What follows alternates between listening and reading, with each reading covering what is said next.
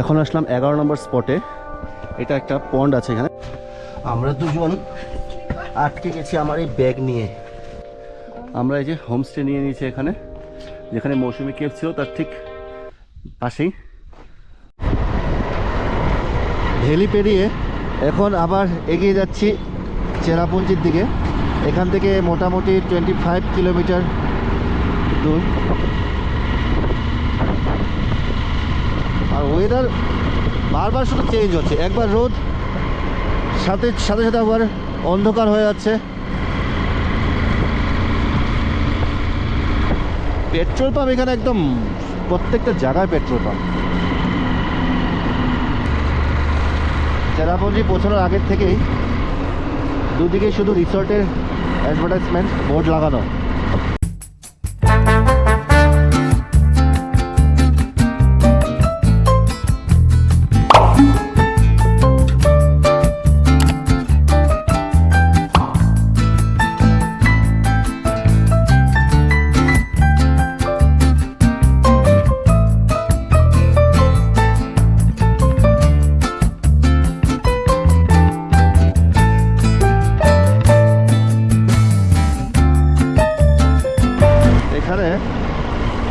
রাস্তাঘাটে মানুষজন খুবই কম, আর কেউ ফরেন ফিল হচ্ছে।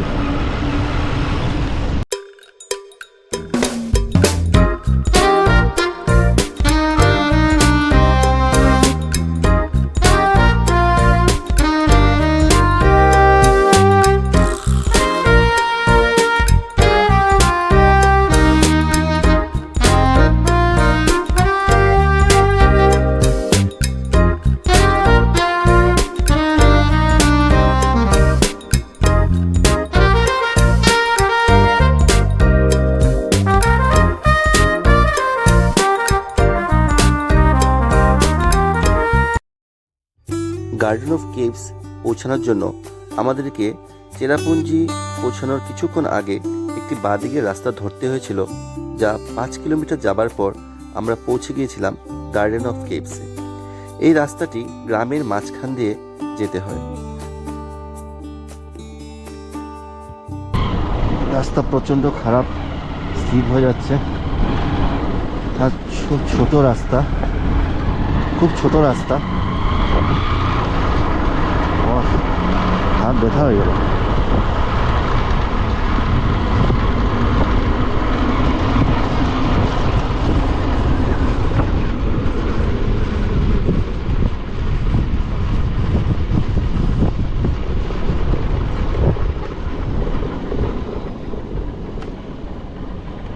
আসছে মনে হয়।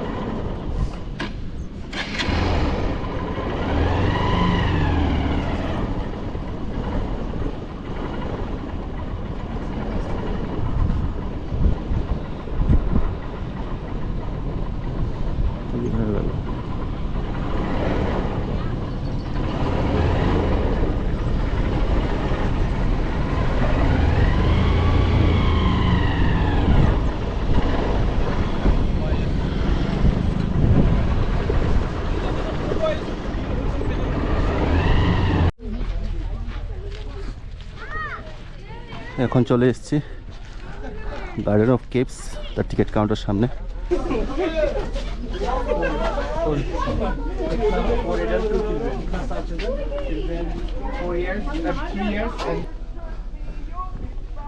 আমরা নামলাম এখন, এই যে নামছি গার্ডেন অফ কেভস। আর নিজের লাগেজগুলো সব এখানে রেখে দিতে হবে। লাগেজ লাগেজ লাগেজ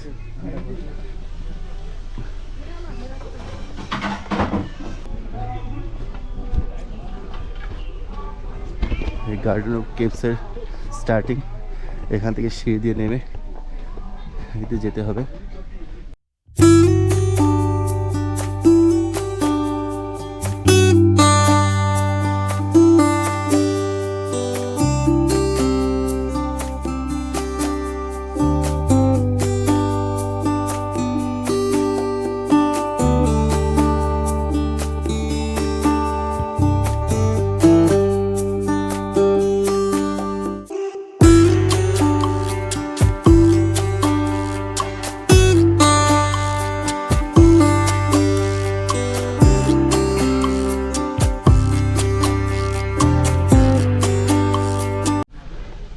ওই সাইড দিয়ে ঢুকে আমরা এদিক দিয়ে আসলাম, এদিক দিয়ে এসে এদিক দিয়ে নেমে ফার্স্ট স্পট দেখলাম, তারপর নেমে এসে এখান থেকে আদার স্পট,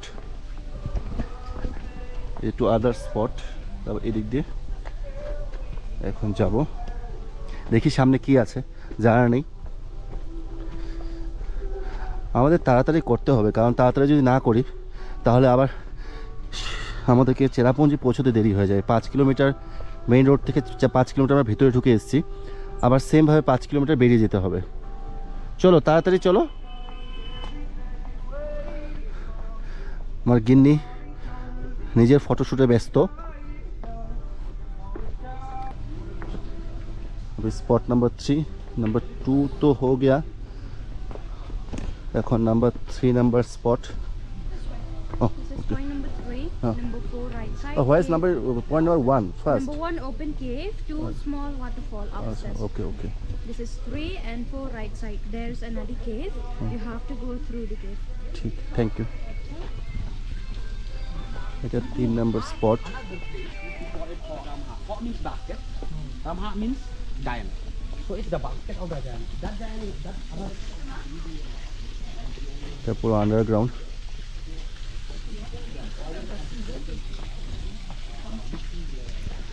এদিক দিয়ে নিচে নেমে যেতে হবে, এই সাইড দিয়ে, এই সাইড দিয়ে নিচে নামবো আমরা।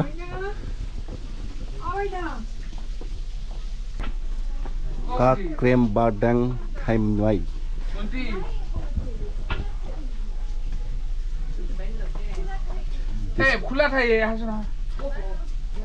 লেখা আছে this cave, which is naturally formed with mostly sandstone and clay, was first discovered in the year 2019 by the park committee members Mr. Lai Singh Khongsi।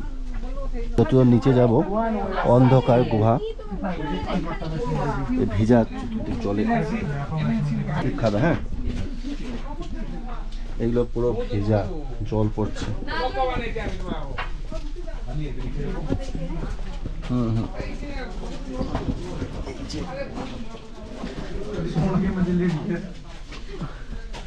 খুব সরু পথ,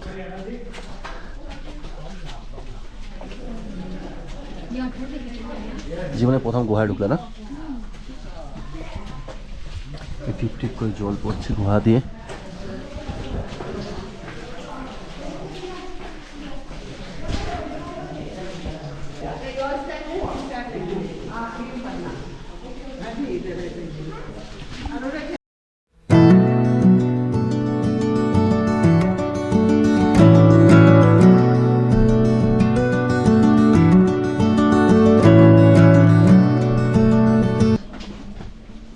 আসো, স্লিপ খাবে দেখবে, পায়ে জুতো, আমার জুতো তো স্লিপ খাবে না, আমার হাতটা ধরো।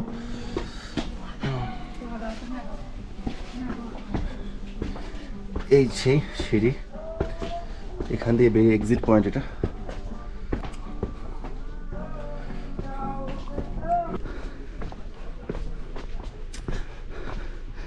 এখনো খাইনি, দুপুরে লাঞ্চ করিনি, খেতে পেয়েছে প্রচণ্ড। চেরাপুঞ্জি পৌঁছাবো, তারপর কিছু খেয়ে নেব দুপুরের খাবার।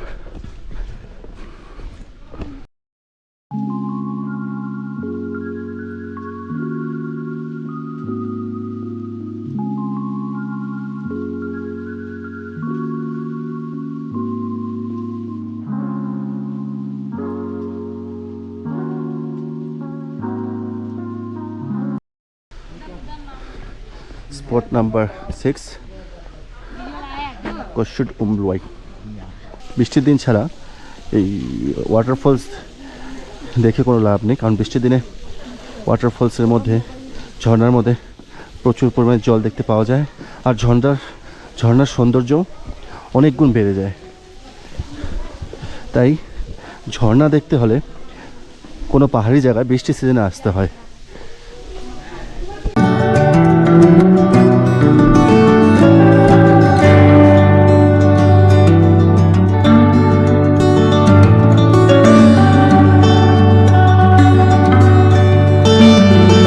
একটা পন্ড আছে এখানে ছোট, এটা হার্ট শেপের।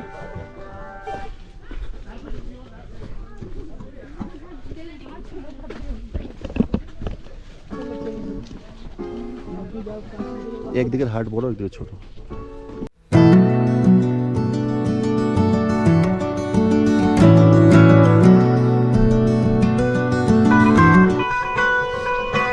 এখন আমরা এক্সিট বেরিয়ে যাব। চলো এক্সিট তো এক্সিট বেরিয়ে হবে।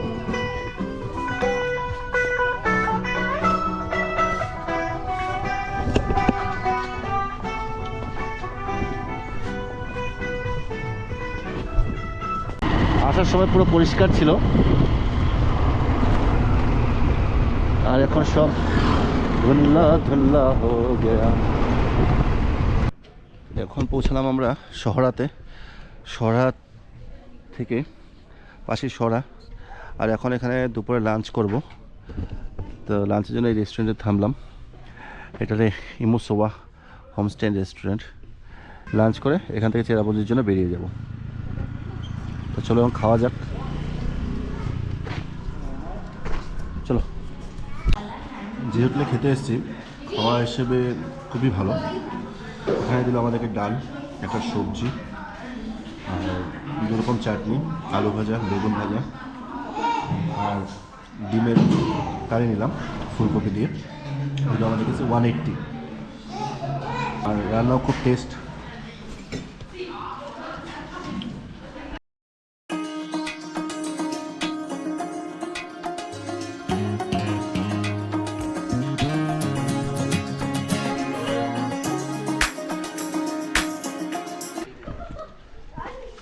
এখন আমরা মৌসুমী কেভে পৌঁছে গেছি, দুজনেই রেডি।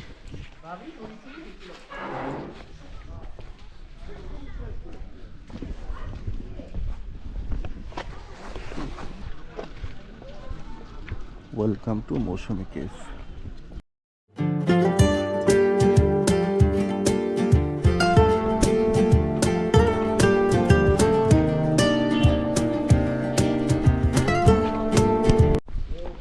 এই মৌসুমী কেভের গেট দিয়ে ঢুকলাম।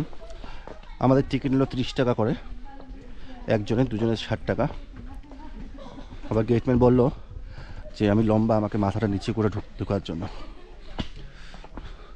লম্বা হওয়ার যেমন সুবিধা কিছু আছে, অসুবিধাও আছে। এই সিঁড়ি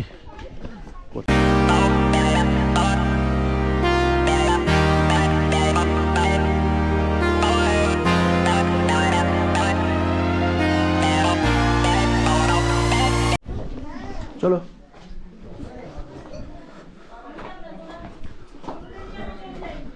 আজকে গুহায় ঢুকে ঢুকে জীবন শেষ হয়ে গেল। এক গুহা দিয়ে ঢুকছি, এক গুহা দিয়ে বেরোচ্ছি। এই আমি ব্যাগ নিয়ে ঢুকতে পারবো? হ্যাঁ বলছি কি, আমার এই লম্বা ব্যাগ নিয়ে ঢুকতে পারবো এখানে? আমরা দুজন আটকে গেছি আমার এই ব্যাগ নিয়ে। প্রচণ্ড বসে বসে যেতে হবে এখানে। এই যে আমি বসে গেছি, আর আমার এই ব্যাগটা ধরো। দেখুন আমার অবস্থা, আমি পুরো বসে গেছি এখানে। এই যে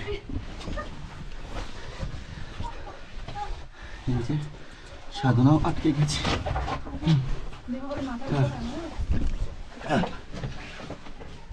আর এসছি যখন যাবই। এই দেখুন সাংঘাতিক অবস্থা। এই কোন দিক দিয়ে আসলাম, এই চিপা গলি দিয়ে, এখন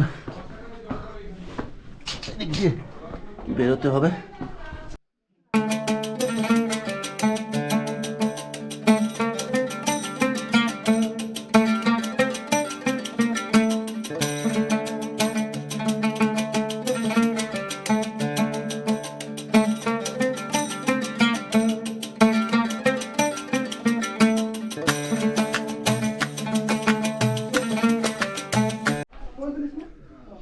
এই হচ্ছে এখন এক্সিট পয়েন্ট।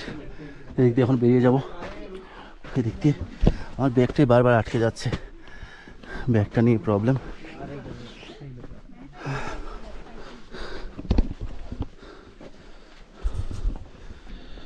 সত্যি এখন মনে হয় যে এক্সারসাইজ করা কত দরকার। আমরা সকাল 9টার সময় উঠি, 8টার সময় উঠি, তারপর কাজে চলে যাই, কিন্তু এসব জায়গায় আসলে এক্সারসাইজ করা খুবই দরকার। এখানে নাগা চাদর,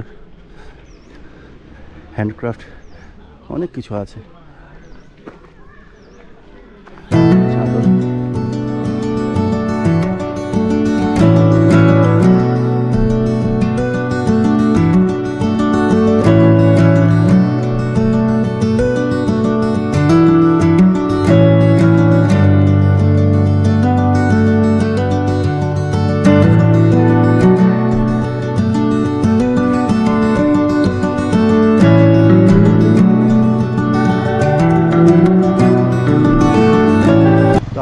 এসেছি এখন সেভেন সিস্টার ফলস, নসিং হিংস ফলস, স্পেলিংটাও ঠিক মতো করতে পারি না। অনেক নামার রাস্তা হচ্ছে, সেদিক দিয়ে সিঁড়ি আছে।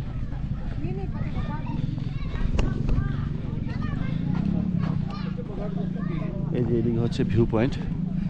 এখন তো ঝর্ণা দেখতে ফলস, সেভেন সিস্টার ফলস, কিন্তু ফলস তো দেখতে পাওয়া যাবে না কারণ বৃষ্টি নেই। এই জিনিসটা বৃষ্টির সময় আসলে খুব সুন্দর 7 জায়গায় 7টা ঝর্ণার ধারা নামতে থাকে, সেটা দেখা যায়, কিন্তু এখন সেটা দেখা যাবে না, এখন পুরো শুকনো।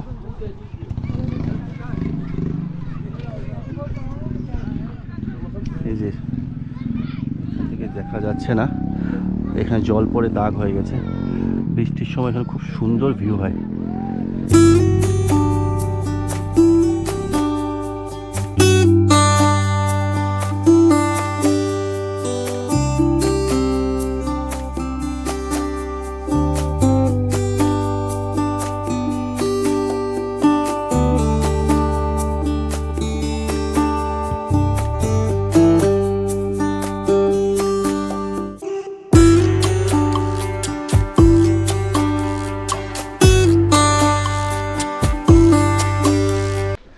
আমরা এই যে হোমস্টে নিয়ে নিয়েছি এখানে, যেখানে মৌসুমী কেভ ছিল তার ঠিক পাশেই, আর চার্জও খুব কম, 1500 পার নাইট, 1500 টাকা রুম হিসেবে। এই যে এই ভিউ, এদিকে এই যে রুমে হচ্ছে সুইচ, লাইটের সুইচ এদিকে।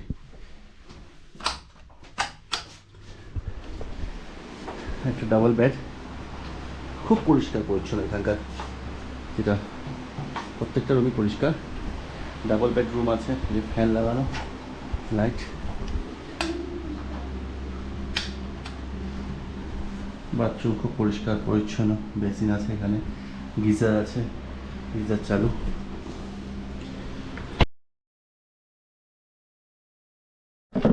সকলকে গুড মর্নিং। আজ 10 মার্চ 2025, এখন বাজছে সকাল 7টা। কিছুক্ষণ আগে ঘুম থেকে উঠেছি, আর আধা ঘন্টার মধ্যে আমরা এখান থেকে বেরিয়ে পড়ব। আমরা এখন আছি চেরাপুঞ্জিতে, হোমস্টেতে, কালকে রাত্রে আপনাদের দেখিয়েছি। চলুন বেরিয়ে পড়ি। আমরা রাতের বেলা যে হোমস্টেতে ছিলাম সেই হোমস্টেটা আপনাদেরকে দেখিয়ে দিচ্ছি। এই হলো হোমস্টের নাম, সাথে ফোন নাম্বারও দেওয়া আছে। এই যে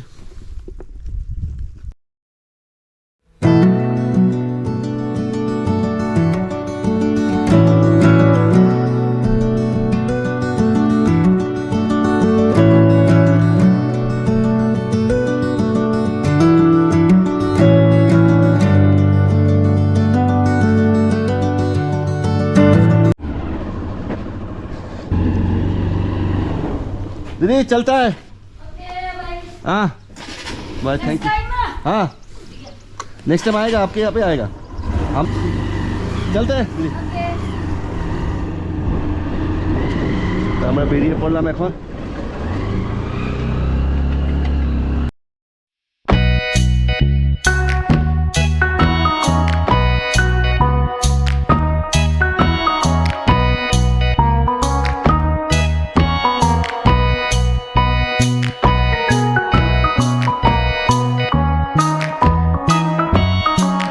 সকালবেলা ব্রেকফাস্ট করার জায়গা পেলাম না, তো এখন চলে এসেছি শিলং থেকে প্রায় 15 কিলোমিটার, শিলং পৌঁছানোর 15 কিলোমিটার আগে। এই হচ্ছে ধাবা আর স্ন্যাক্স, এখানে ঢুকি, এখন দেখি কী খাওয়া পাওয়া যায়।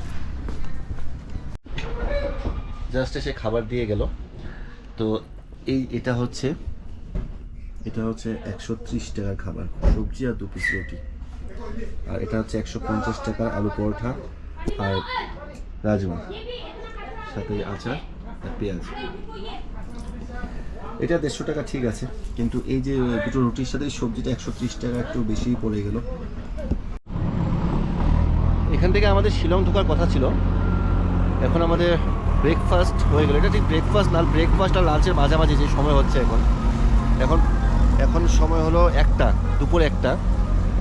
তো ব্রেকফাস্ট করবো বলে ব্রেকফাস্ট করা হলো না, এখানে এসে রুটি আর পরোটা খেয়ে নিলাম। এখন আমরা শিলং আর ঢুকবো না, আমরা সোজা শিলংকে বাইপাস রেখে আমরা চলে যাব গুয়াহাটি।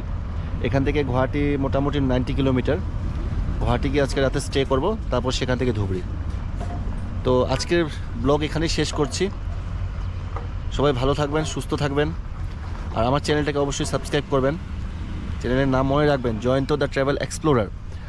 তো আপনারা সাবস্ক্রাইব করবেন, সাথে আপনার বন্ধুবান্ধবদেরকেও সাবস্ক্রাইব করতে বলবেন।